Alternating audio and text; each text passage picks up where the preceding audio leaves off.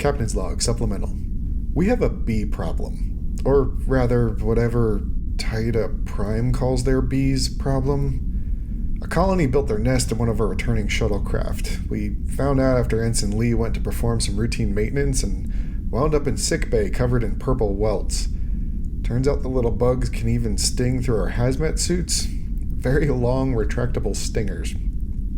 So anyway, I had some crewmen shove the shuttlecraft out of the bay with a forklift. We're towing it to the nearest starbase with a tractor beam. I really hate bees.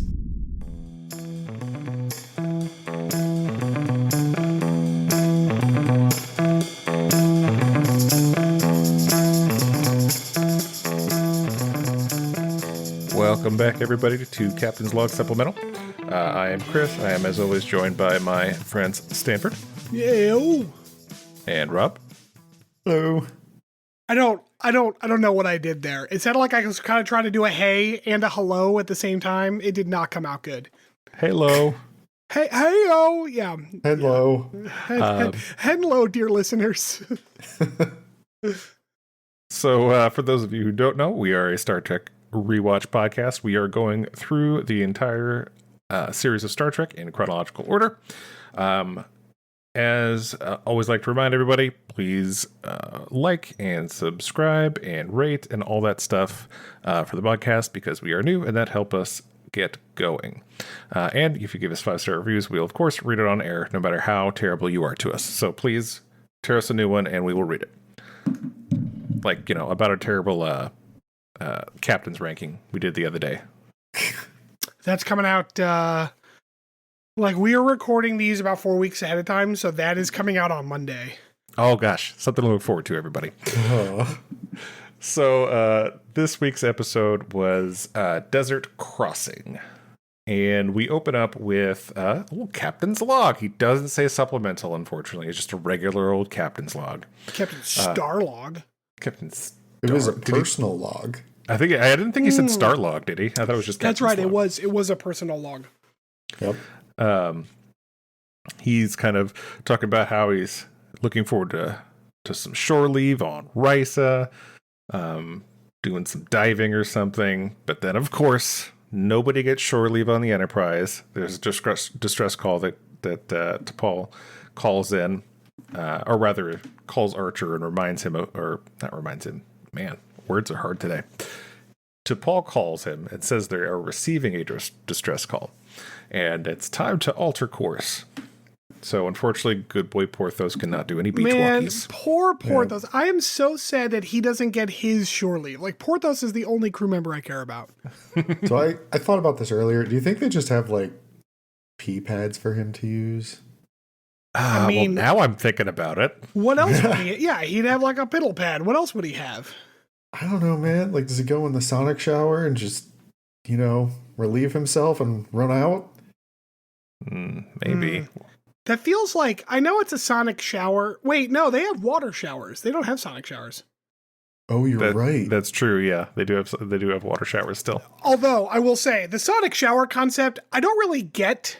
I feel like everything in there would still be sticky. Yeah, I agree. So apparently I happened upon a little bit of general trivia here. When Star Trek Enterprise was airing, apparently they would sometimes feature crew in cameos from the Naval Enterprise. What? They would occasionally pop up. Yeah, they would be like extras that would pop up through the scenes from time to time. I think it was once a season they would do it. Like the aircraft carrier? Yes. Oh, I guess that is cool. That is in the Pacific Fleet. So yeah, I guess they would be in California. So yeah, they would apparently once a season they would do it, and they would also send the Enterprise crew in the Navy advanced copies of the episodes to view before they aired. Who was it in this week's episode? It did not say, so I do not know. It just happened to pop up for this week. I wonder if the Navy is sorely disappointed in the quality of show they were receiving. They're like, oh, thanks, another set of episodes. Oh boy. Maybe they accidentally taped over with Matlock or something this time.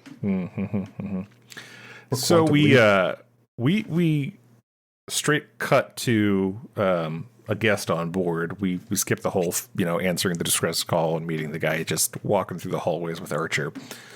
And that actor, I don't remember his name, but he's in fucking everything. He really is. Yes, he is in everything. He is one of the main characters from Earth 2, a famously unknown show. I was going to say, I do remember that one, actually. He's also a lot of sci-fi. He's in a lot of sci-fi. Yep. Yeah, he's like a standard bit actor. I should probably, I'm going to look up his name because we just keep, not that it's going to mean anything to me, but... Hey, did you know how you could tell that he wasn't human?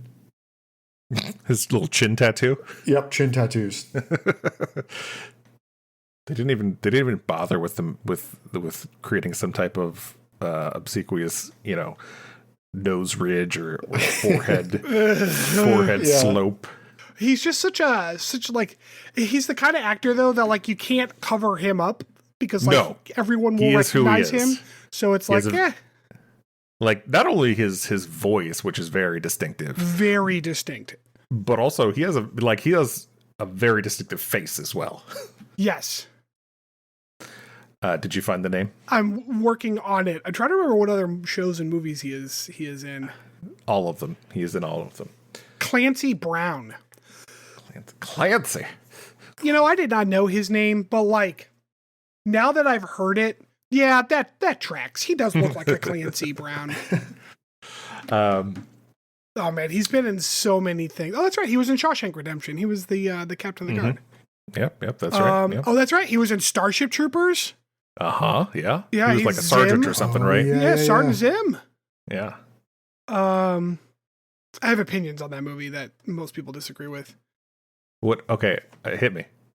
Oh, it's not a good movie. I mean, I think that it's a weird movie. I think that the problem with Starship Troopers is that it tries to hide behind the fact that we are satire, but it's it doesn't matter if you're satire, you still have to be good. Yes, I agree with you that it's not a good movie, but I think there are good parts to it. Well, I mean, there's good parts to every movie. Weren't there a bunch of sequels that got made too? Yeah, apparently they're all of the sequels completely missed the point because Verhoeven was all this is anti-fascist, but right, exactly, yeah.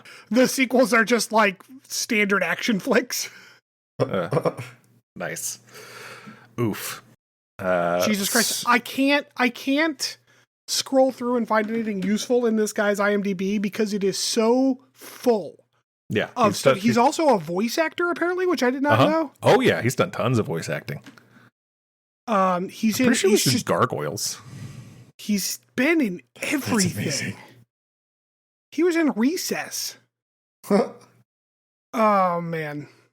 It's been a lot of video games, too. Yep. Absolutely.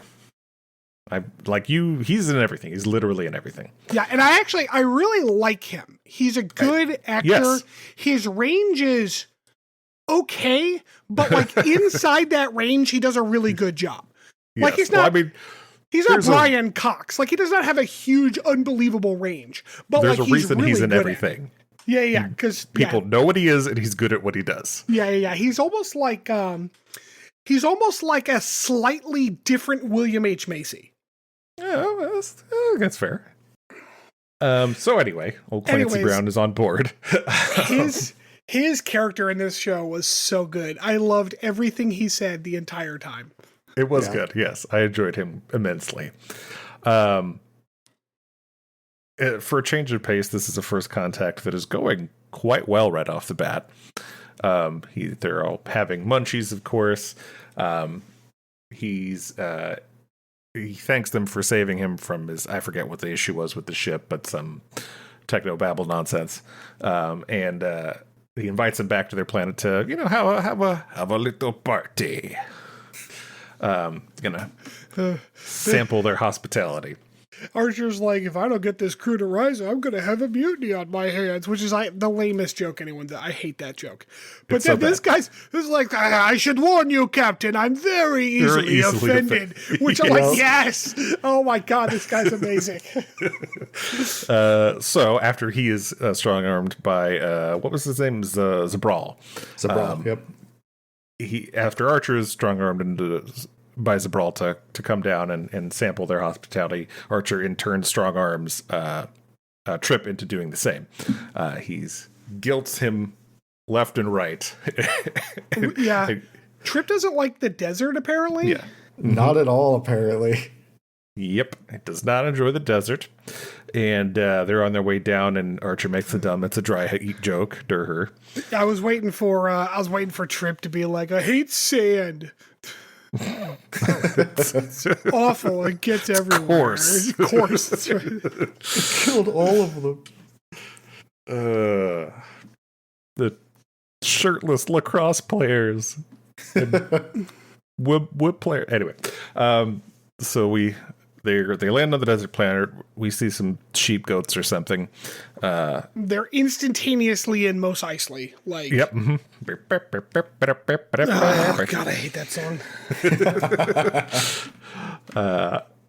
Yeah, so basically, we also learned that the planet is almost entirely desert. There's only a few scattered lakes and seas, small seas here and there.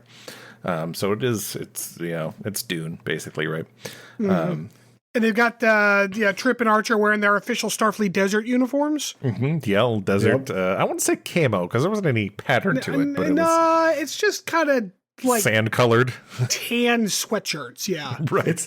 It's made of wicking material, so it's for hot stuff. I hope it is because he did warn them to dress for warm weather. So I assume it's wool. That's what that shit's usually made of.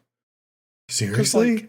Because it's kind of this ironic thing where, like, if you're going to be in a desert for a while, you actually want something pretty insulative to keep you cooler and to keep your, like, moisture in. Right, yeah. It's very weird that way, yeah. Yeah, because, and a lot of, desert, cultures and stuff will have those, kind of flowing, very light clothing, and those are fine, but not in, a military operation, because, right. Those are not useful for military operations. So, and nowadays we just use the same uniforms. Like the ACUs are the same year round and in any environment. Well, they don't use ACUs anymore. They use whatever the new one is called, but BDU? Nah, BDU is the old 80s pattern. Oh. So as is tradition, we have mealtime. This time they get to sample delicacies such as blood soup, which includes testicles. Mm-hmm. Man, ignoring the testicles, because I'd try it. Fuck it. I've had Rocky Mountain oysters.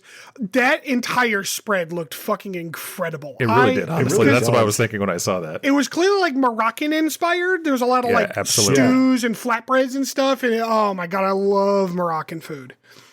Yes, it was very good. It all looked very good. I wanted to eat it, and it made me hungry. And my note here is, I don't think Archer has ever actually adjusted to a new culture. Nope. Yeah, he is a one culture man. I mean, Trip's you know what his culture is? Better. His culture is doing. He's got a culture of doing. Mm-hmm. Yeah, Trip's face didn't look any better than Archer's. And so yes, they eat testicles. Mm-hmm, of course. Archer has this look on his face that's like, am I gay now? Is that how that works? better get shirtless and rustle around with some men to put on that case. I hope there's an opportunity to do that soon.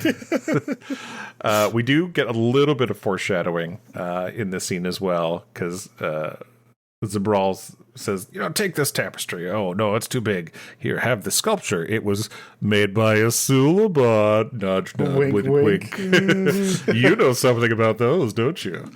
And there's actually there's an interesting cultural note there. And I don't know who was advising on this episode, but they did relatively okay despite all the white people.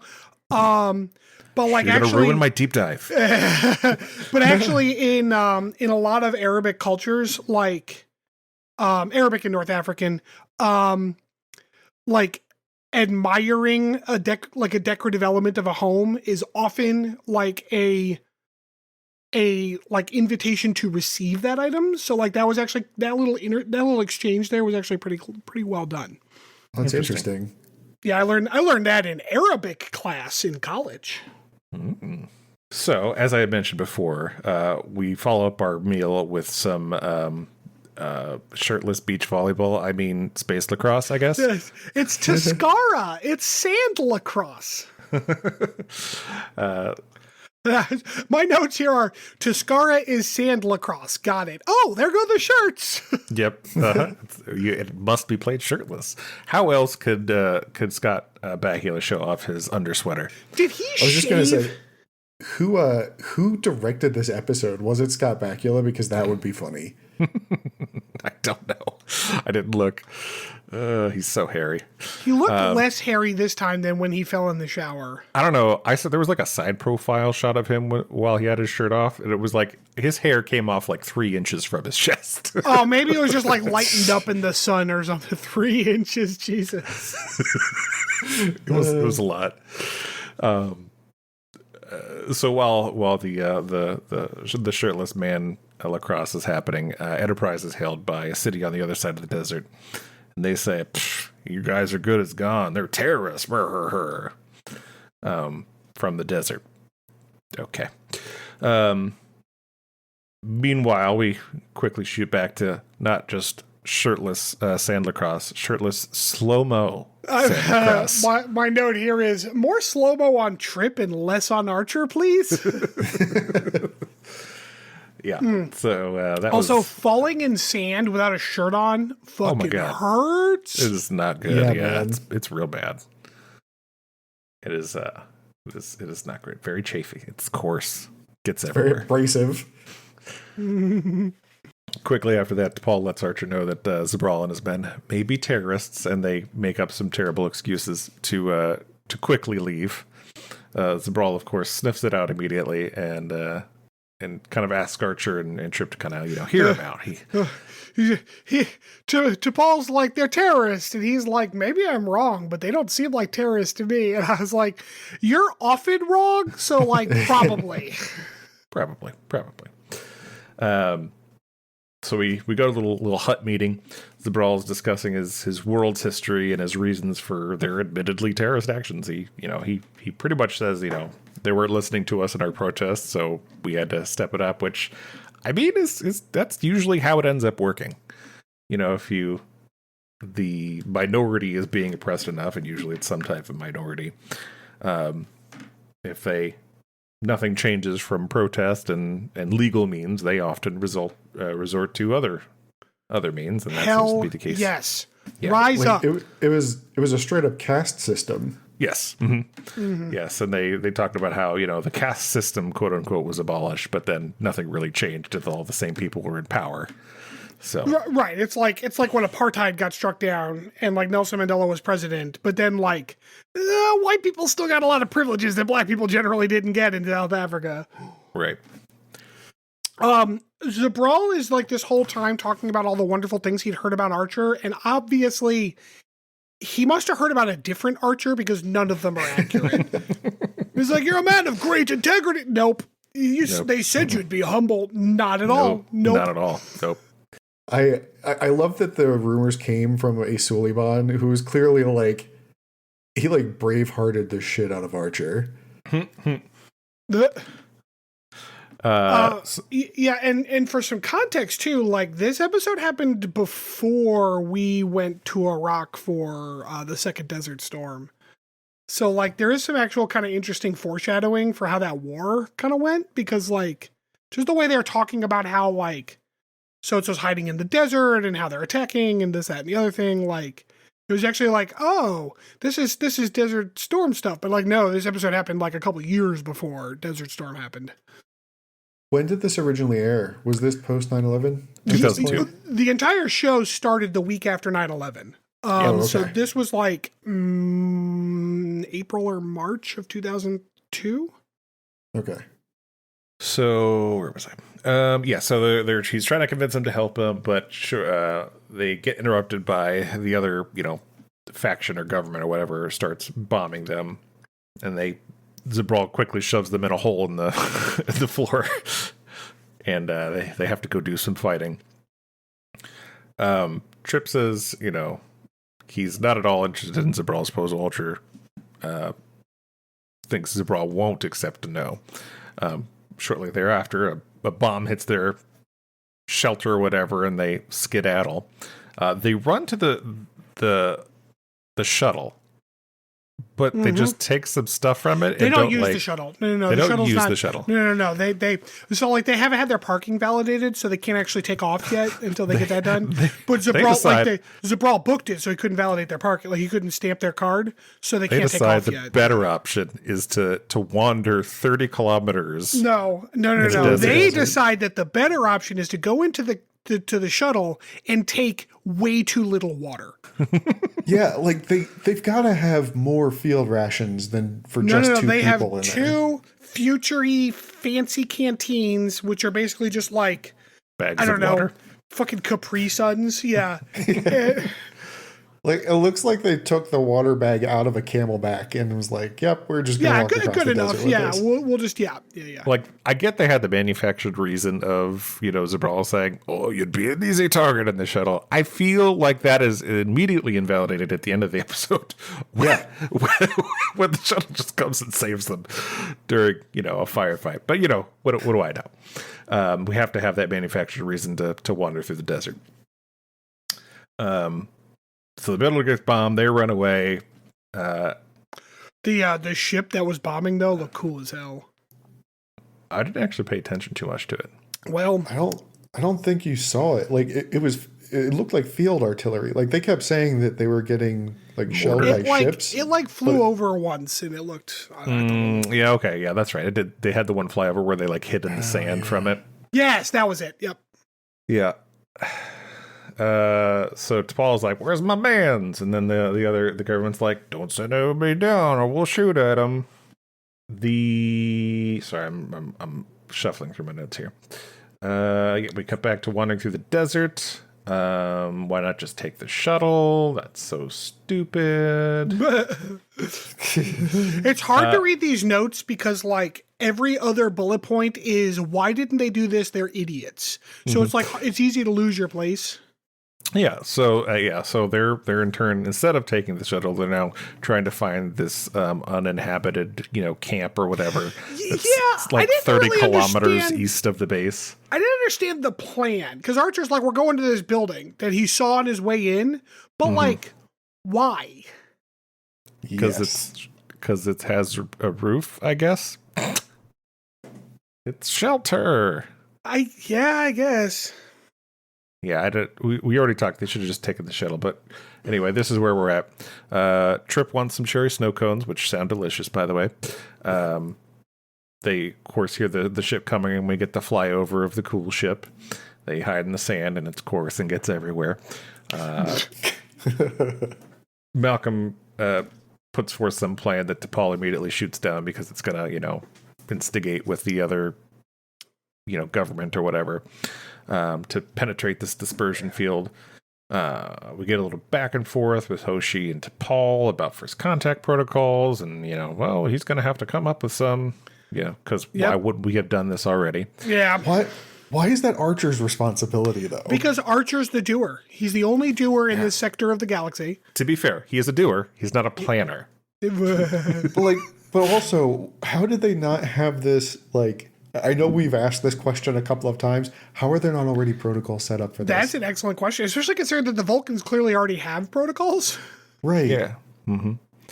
Yep. You'd think they could just, at least adopt some skeleton of those protocols at least. But no, we fly by the seat of our pants here in the Starfleet in this time period. There's no regulations, no protocols. We just do. We're some doers. So Trip collapses and is confused. He's clearly suffering, heat stroke. So one thing about this whole sequence, first of all, I guess Scott Bakula's hair has fused with his clothing and created a primitive still suit because obviously he doesn't need as much water. Mm-hmm. Yeah. It's the insulation. It's keeping it cooler. Right. Second of all, I get what they're going for, but this kind of like crazy delirium is not really a symptom of like heat exhaustion or heat stroke. They're kind of conflating the idea of like the mirage, right? Where it's like, oh, I think I see water, which is an optical illusion, not a delirium. Right. Correct. So like, this isn't like you see it every once in a while in Hollywood where it's like someone's like in the desert and they're going crazy because they're so hot. It's like, delirium becomes a part of heat stroke when you're already past the point where you can walk. Like you're laying on the ground half conscious. Right. And then you start like having these weird delusions and stuff. If you're still able to walk, you're not at that stage of like heat stroke. And actually, before then, you get to the part where you can barely talk because your tongue swells up. Fun stuff. Yeah, heat stroke's bad. Okay, drink your water. Yeah. Hydrate. Anyway, Archer wants him to drink his water. He kind of initially refuses, and then, Archer threatens to beat his ass if he doesn't drink it, which is, that's strong leadership right there. Zabral comes to visit the Enterprise, and Malcolm and T'Pol proceed to disabuse Zabral of all of his stories of Archer and the Enterprise. I'm the tactical officer. And I have no idea how to fight the desert. I thought that was pretty funny. That was a good scene. This is the part where I asked, like, do you think Clancy's voice gets like sore after talking like this? Because like he's definitely like scratched his voice up for this character. Yeah. I mean, this was also the point where like I liked Zabral a lot up to this point, but I was kind of annoyed when he's like, "These people are not my responsibility. They're 100% your responsibility. You brought them there." So to answer your question, I mean, he does do a lot of voice acting, as you had mentioned earlier, and most of the time, professional voice actors, and he's certainly would qualify with how much voice work he's done, are pretty good about doing exercises and things to keep their voice limber, I guess, for lack of a better word. So my guess is he was probably fine. But yeah, he was kind of acting like a little turd there at the end. Yep, he says it's not my responsibility, and of course it is his responsibility. Trip and Archer get to the shelter, quote unquote, which looks less than helpful. There's a pool of stagnant water, which is not good, but he boils up the water, so now it's just bad tasting water, but at least it's not going to kill him. Trip says a coma sounds nice. A little nap. Slip into something more comfortable like a coma. Yeah, exactly. He'd rather go to a coma than drink the stinky water. Dude, is Trip like the Chief O'Brien of Enterprise? Like, it feels like he always gets thrown into the worst situation. I mean, you mean like DS9 Chief O'Brien? Yeah. The most important man in Starfleet. So rather than let him go to sleep, Archer tries to keep Trip busy with various warp engineering questions, asking him what he wants to eat, talk about some pecan pie. Love some pecan pie. Play a little geography. Archer cheats immediately by using fake places. So he uses this. I want to fucking. This is typical Star Trek written by old people. They use the word Xanadu. Do either of you know what Xanadu is? Vaguely. Lost City. I don't think it's a real place, Rob. Like I'm picturing Xanadu is like people dancing around and like not even leotards. So much as like El Dorado is not a real place. No. I mean, like, it's not a real myth. It's like it's a fake thing from like, it's like a show or a movie or something. I'm not even 100% sure, and that's my point. Like, I understand that movie. Scott Bakula remembers what Xanadu is. But motherfucking Archer and Trip from 2352 do not remember what Xanadu is. It's a 1980 musical romance. Yeah, there you go. But both of them were like, Xanadu, fucking boomers, man. They quickly come under fire from, a mortar. The shack goes boom. Yeah, I didn't understand why are they getting shot at? That was never explained, and I thought it was stupid as well. Oh, okay. Because that's how you initiate diplomacy with an unknown faction. You start shooting. Like, how did they find them? But even if they did, like, did they know it was just the two of them? Because artillerying them seems. I mean, Zabral says excessive. we don't have any camps out there, so it's not like they were looking for them. Right. So yeah, I didn't quite get the point. Listen, they had to have known that it wasn't any of Zabral's men because they didn't have chin tattoos. That's a fair point. Meanwhile, Zabral and Paul and Malcolm, right, is the other one in there, I think, zoom down in the shuttle. They've penetrated the dispersion field, and they go pew, pew, pew, and blow up the mortar, which Zabral enjoys very much. He has a big smile on his face. Yeah. They swoop in and rescue Archer and Trip. And so I'm gonna be that guy, that pedantic asshole for a minute here. But you're never that guy. I know, it's crazy. I think it was to Paul or Reed. One of the two of them said, there they are at bearing such and such and such and such Mark 1. So that would be above the shuttle pod. Like, they would be in the middle of the air at that point. What if they had pointed the nose down while they were searching? Just in a dive. Fucking, I'm trying to decide how stupid that would be. just dive bombing in the middle of the desert. And then fucking the shuttle's pointing down. Yeah, maybe when it gets low enough, it has to fly like a helicopter.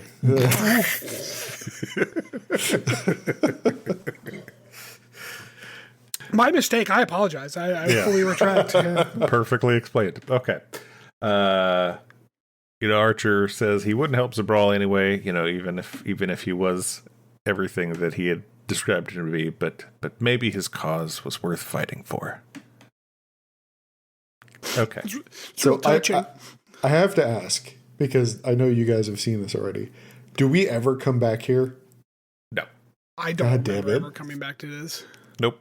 It's a one-off. It's Star Trek, man. We don't come back to places. They bring back the Suliban every couple episodes. Well, but they don't go back to places. Go back to Earth. They visit the Romulan and Klingon homeworlds a couple times. All right. You'd be like, they go back to DS9 every fucking week, Stanford. What the hell are you talking about? Jesus Christ. Trying to be hyperbolic over here. Well, that wraps up my summary. Any final thoughts on the episode? Oh yeah, we gotta rate it. Or did we do it at the end? I forget. We rate it now. It's fine. It was all right. I actually kind of gave it a 6. Like, I know there were some stupid parts. I know I complained about some stuff, but like, it was fun. But I'm kind of a sucker for desert aesthetics. So like, and it like. If you're in a desert and you're not completely fucking it up by the numbers, I'm probably going to be pretty entertained. Yep, I'm with you. 6 seems solid. I was actually going to give this one a 7. I enjoyed this one a lot. Shit. Yep. I mean, old Clancy made it a good one. That's for sure. For sure. Yeah, strong guest appearances. All the cultural touchstones were pretty neat. I liked the idea of the conflict here. Like, it kind of bums me out that we're never going to see it again, because it's interesting, and it puts them in a unique perspective, being able to actually make a difference. But we'll never find out. But then they run the risk of making a good decision. So impossible. All right. Well, when we get back, we'll dive right into our deep dive.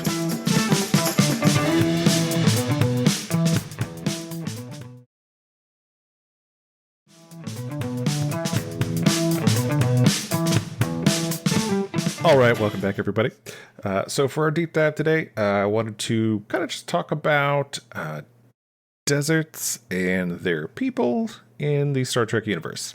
So when I say deserts in Star Trek, is there any episodes or things that pop into your brain immediately for Star Trek? Desert Crossing. Fuck you, Rob. All right, you suck. How about you, Stanford? The first thing that popped into my head, because you had mentioned this earlier before we started recording, the first thing that popped into my head was that first episode of Voyager, where they go to that desert planet, where the Onkali live underground. And Okampa.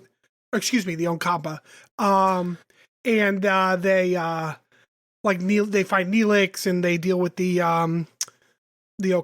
Oncali. Okampa. No. The Oncampa are The people. Tess's people. Those are the ones underground. Kess. Who are the assholes? Oh, the Kazon. The Kazon.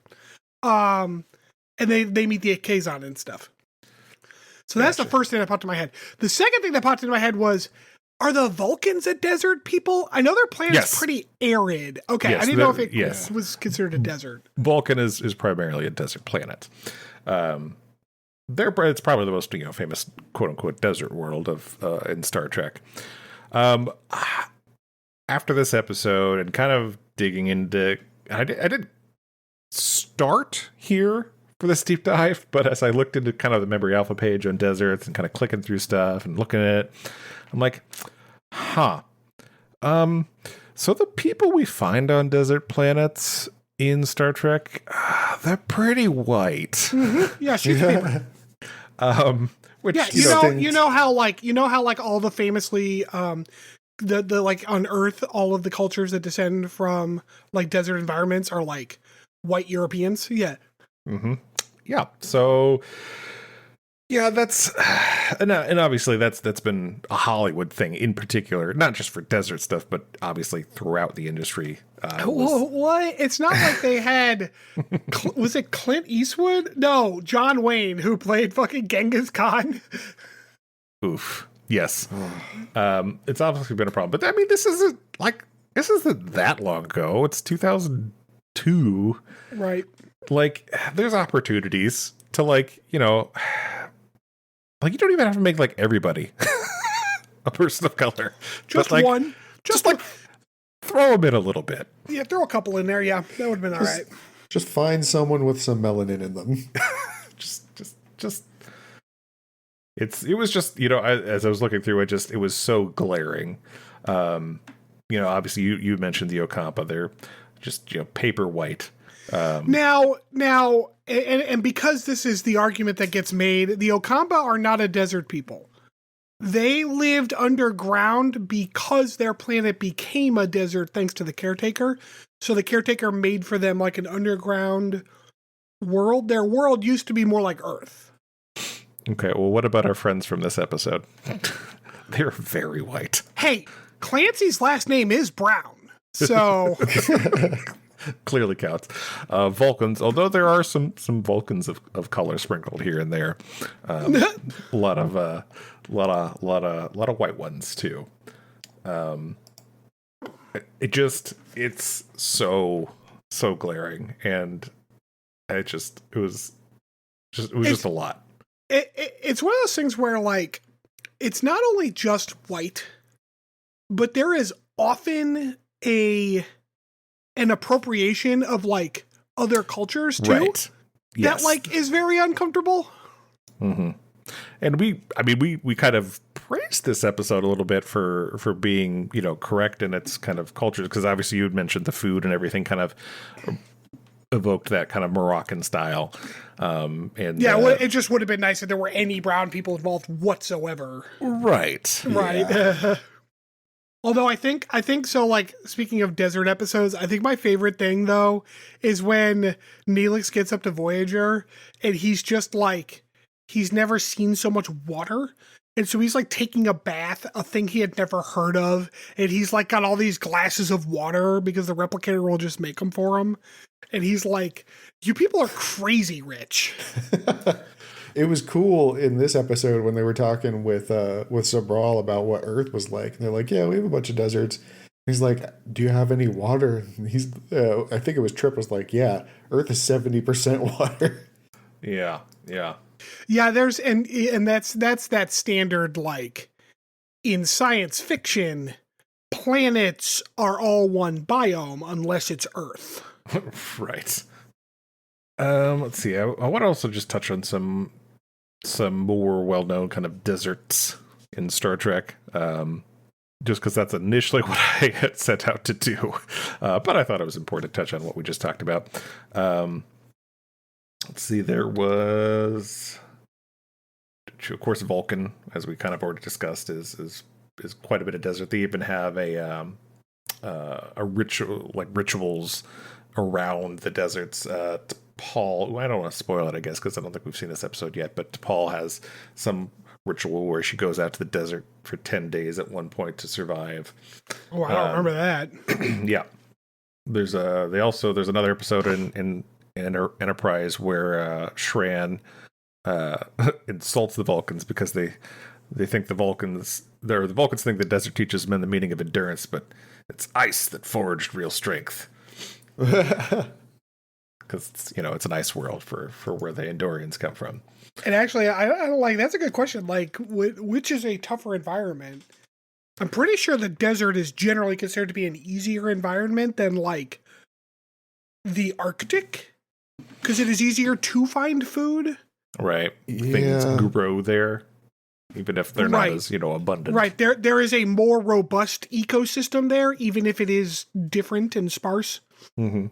I guess it depends on the desert, because I think isn't Antarctica technically desert?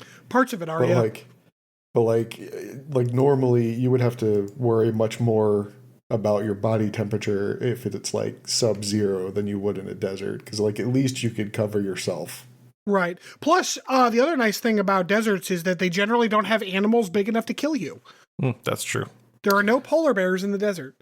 Yeah. Unless it's Dune, and then there's sandworms. This has been an eco fact with Stanford. There are no polar bears in the desert. Wow. Let's see. In the abortion of a movie, Star Trek Nemesis, they get the Dune buggy. Yeah, they go to the desert, and there's like a little Mad Max situation going on with so dumb. Some guys chasing after, shooting them. There's a not Enterprise episode. There's a Next Generation episode where Captain Picard and Wesley are crash landed on a desert planet, and they get like stuck in this like weird cave thing, and Picard's all like injured and stuff, and Wesley has to figure their way out.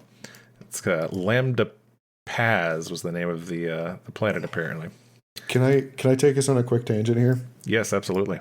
So, oddly enough, I was browsing the Star Trek subreddit this morning, and somebody had asked about Jonathan Frakes' directing chops, and why it seems like most of the episodes he directs in Star Trek are pretty great. Will Wheaton actually answered back and was talking about how like Frakes has a very unique perspective because he's so like deep in the Star Trek universe, and like everybody, like he just gets Star Trek in a way that a lot of directors don't.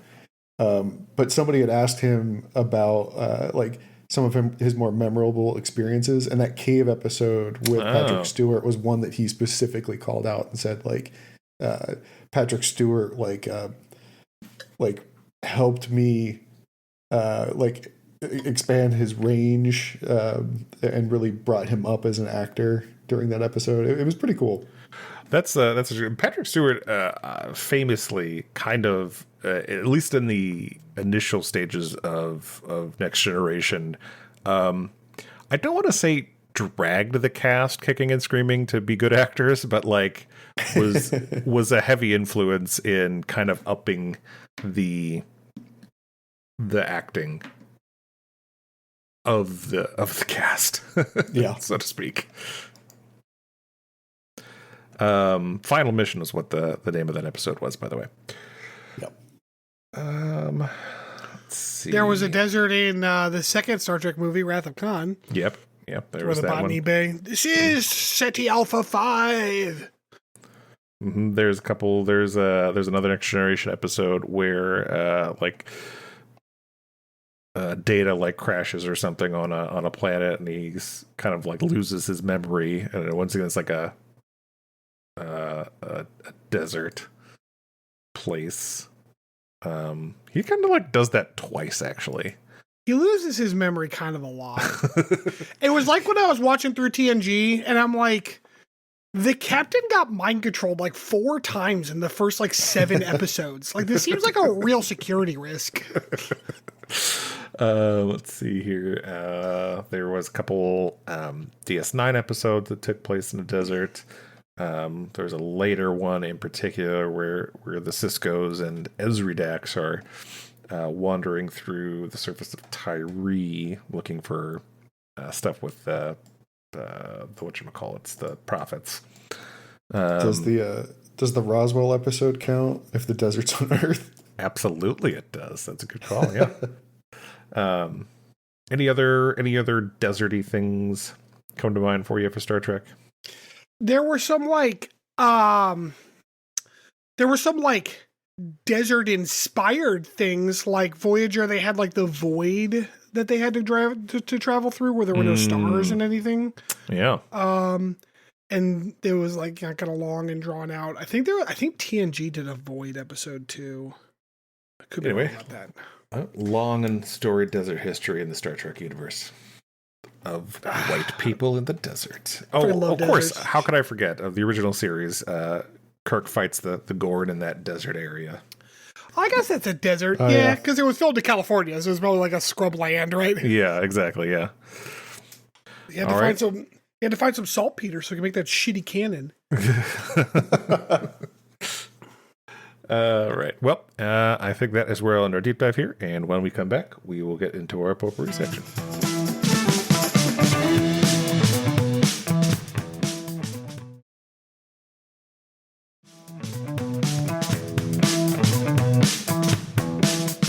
Welcome back, everybody. So, as we kind of wind down for this season, we're actually in the last 3 episodes of this season. We are, yeah, don't worry, only 3 more seasons to go of this fucking show. Woo. However, the plan here, and I think this is something we will do every season, is that for the last 3 episodes, we will do potpourris that are, in some way, shape, or form, a kind of wrap to the season. So tonight we're going to talk about episode ratings. Okay.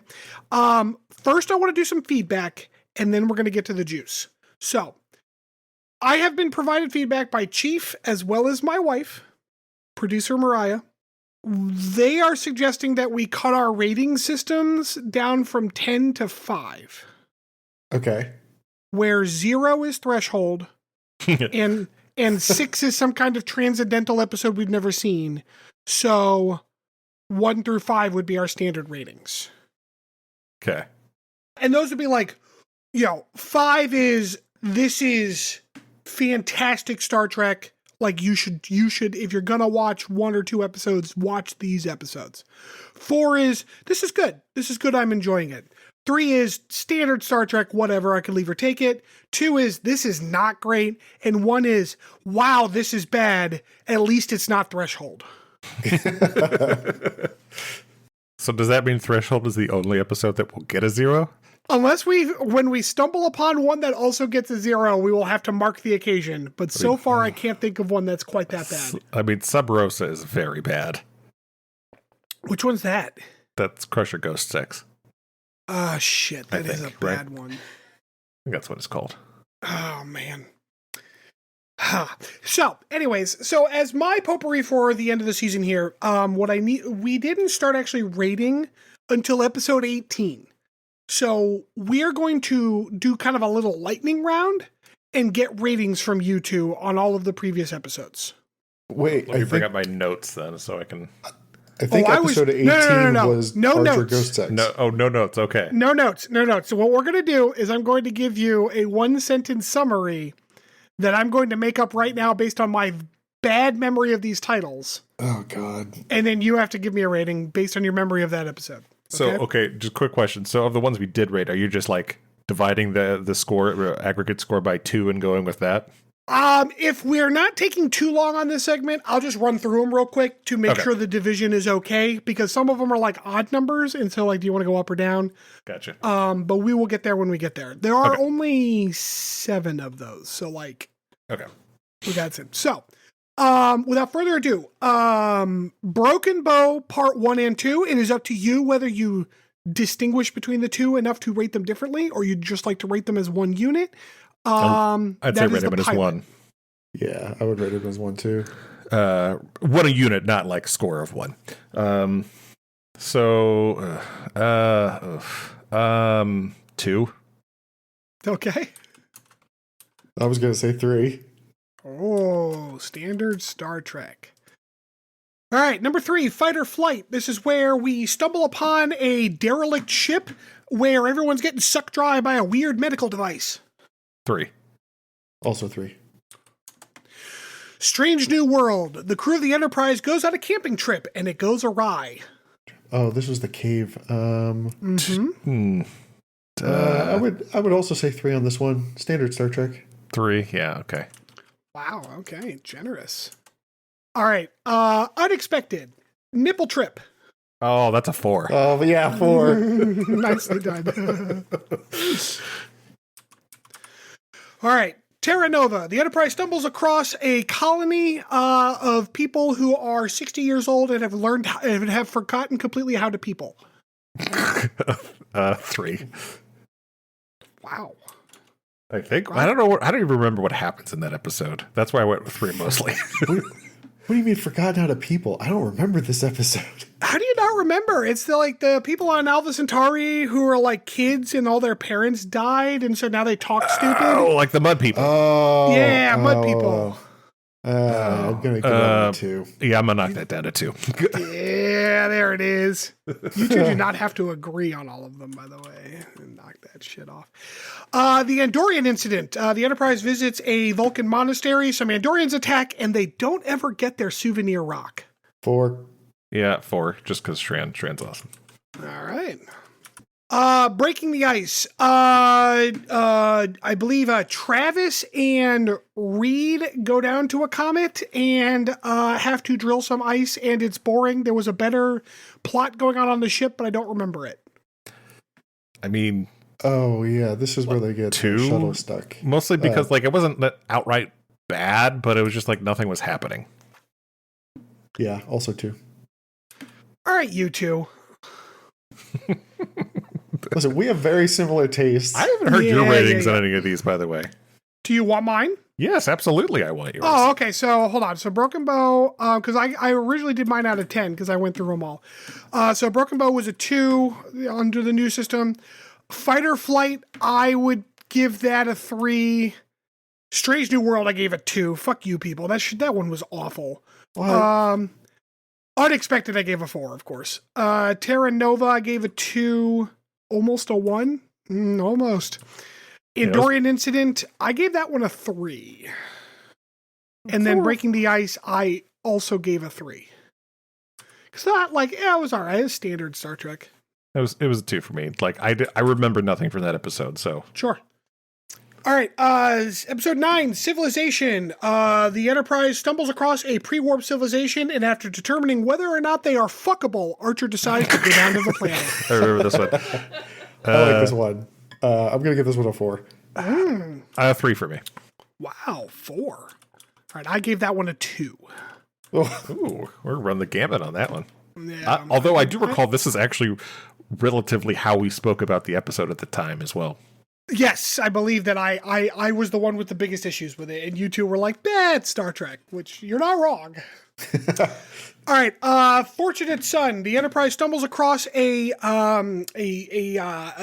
dilithium hauling ship that is being attacked by Nausicaans, and in the end, their med bay is in the gift shop. 3 for me. Oh yeah. I remember being really frustrated with Archer. I'm going to give this one a 2. I also gave it a 2. Oh. Cold Front. An intrepid spaceship captain who is just trying to do his goddamn job is bothered by the Enterprise and their crew as he's just trying to take some tourists to a pulsar. Also, there's some time travel shenanigans, and crewman Daniels is exploded. Yeah. There's a lot that happened in that one, huh? It was a good episode. Yeah, I like this one. I'm gonna give this one a 4. I'll go 3 for this one. I gave it a 3, but it was like a high 3. I think that's where I'm at. I'm at high 3. It was there was some good to it, but it wasn't quite 4 level for me. All right. Silent enemy. The Enterprise is stalked by an enemy that refuses to make contact. They decide that their best course of action is to make promptu repairs on their phasers in the middle of space, and also Hoshi has to plan the birthday party. 2. Oh my god, that's right. Yeah, I'm gonna give this one a 2. I also gave it a 2. Dear Doctor, the Enterprise commits a horrifying atrocity by withholding medicine from people who desperately need it. 5. Wow. I'm gonna give this one a 4. 4 for me, yeah. I gave it a 2. Fuck that episode. Sleeping dogs. Klingons are metal as fuck. I don't even. What happened? What happens in that episode? Jesus Christ. This is where they wind up. Go ahead, Rob. This is where they wind up on the Klingon vessel. Right. 3 for me. Okay. I think I'm gonna give this one a 4. I like this one. I gave it a high 3.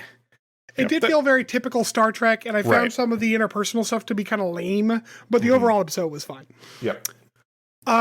Shadows of Pajem. We open on a sweaty sequence of obvious BDSM knot tying. It's tough to tell whether or not this is actually a porn. 4 for me. 4? Jesus. Just because it was it was so stupid, it was fun. It's got Tran. I'm gonna give it a 4. Wow, I gave it a 3. Shuttle Pod 1. Reed and Trip hotbox one another in a shuttle pod the entire One. Wow. I wouldn't go that low. It was kind of interesting watching Reed just slowly lose his mind over the course of an episode. I would give it a 2. Okay, I also gave it a 2. Terrible. Fusion. T'Pol is faced with a moral conundrum as she encounters people who have a different religious belief than she does, and none of her friends support her whatsoever. 3. I mean, yeah, it is kind of standard fare for Star Wait, is this Trek. the one where it was like mind rapey? Yeah, Yes. that's the thing that's making me want to rank it down. 2. Yeah, 2 for me. I gave it a low 3 because it did seem kind of standard Star Trek-y. Right. I downgraded for the rapiness. Okay. Let's see. Rogue Planet is one that we did rate, although we can certainly kind of decide where you want to go with your dividing by 2. For these, let's see what we rated them before, and we'll Sure. adjust. So, Rogue Planet, the Enterprise finds a planet without a sun and engages in some high stakes laser tag. Rob, you gave it a 6, and Chris, you gave it a 4. Don't forget, Archer tries to fuck a space slug. And did not seem to mind when she became a space slug. I mean, that's where the extra star came from for me. Yeah, 2. I'm good with dividing mine by 2 and sticking at 2 for that. Okay. Me too. It deserves a 3. All right. I gave it a 2. Acquisition. The Ferengi are silly. Also, Latinum is stupid. 4, because it was fun. Wow. Okay. 3, standard Star Trek. What was our original scores? So, I'm sorry. You both had 5s, actually. So, Chris, you went up. I did. Rob, you stayed about the same. I also gave it a 3. Okay. Oasis. Odo leads a band of holograms on an assault on the Enterprise crew, and informs Archer that this is not a negotiation. To which Archer replies, "Oh, I'm sorry," and then goes home. 3. It's very standard. Like, it is quintessential standard Star Trek. Yeah, I would agree. 3. Okay, that is, you both gave it a 6, so that is exactly what you would get. Detained. Travis wakes up in a prison. The end. You forgot about where they free the Suliban. Once again, a whole army of them. 3. You said 3? Yep.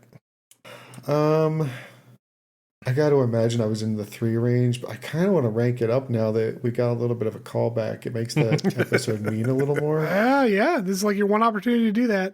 I'm going to give it a 4. I kind of want to knock it down to... Go ahead.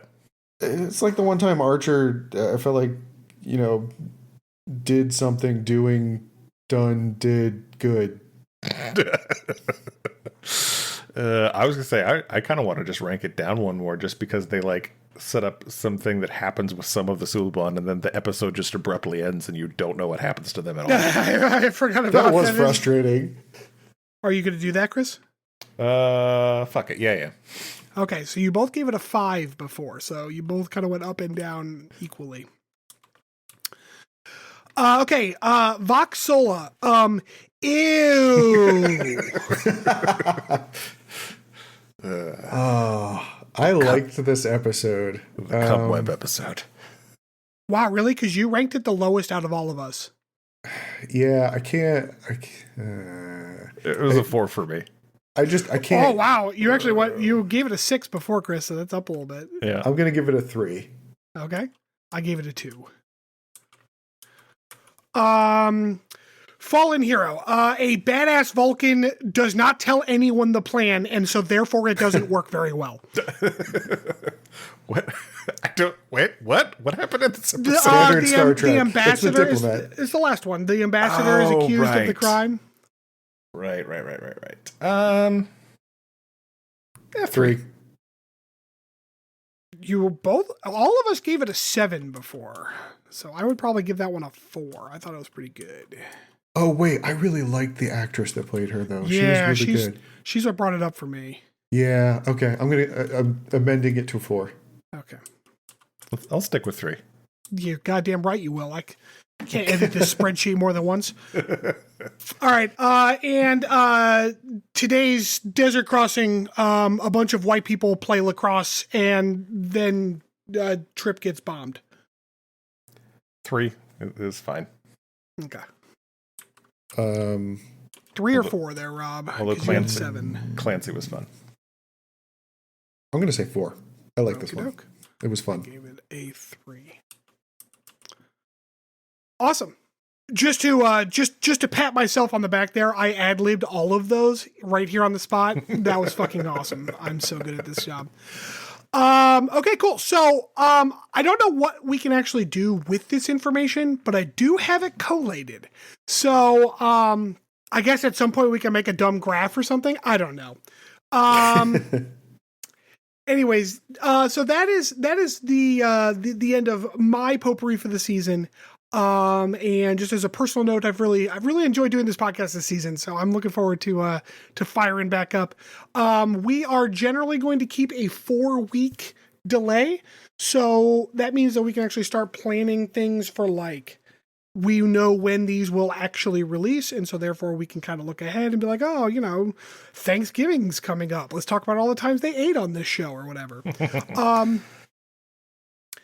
So, as my kind of sign off for the season, I'm having a good time, and I hope that there are people who are enjoying this, and I hope that we get some more as we keep going into season 2. Can you imagine how much fun we'll have when we actually watch Star Trek we like? I'm worried I won't have as much fun. I'm enjoying Enterprise more than I expected to after everything I've read online and how the two of you have talked about it in the past. I expected it to be a lot worse. I don't understand how.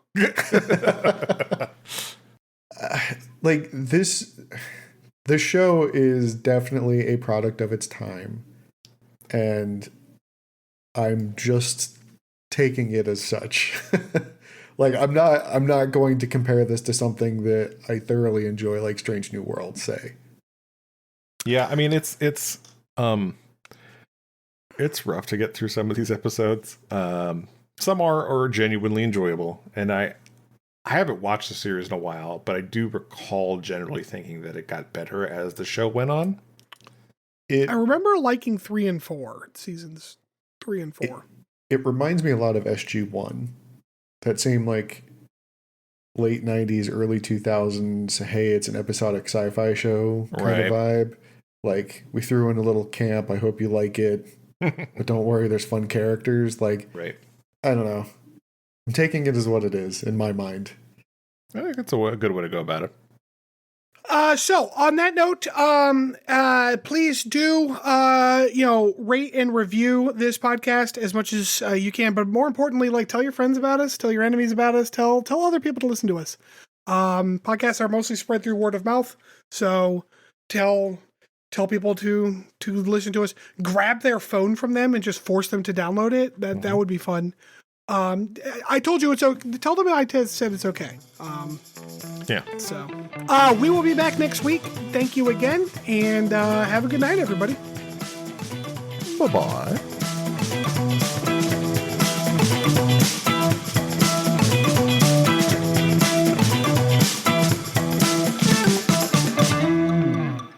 Thanks for listening to Captain's Log Supplemental.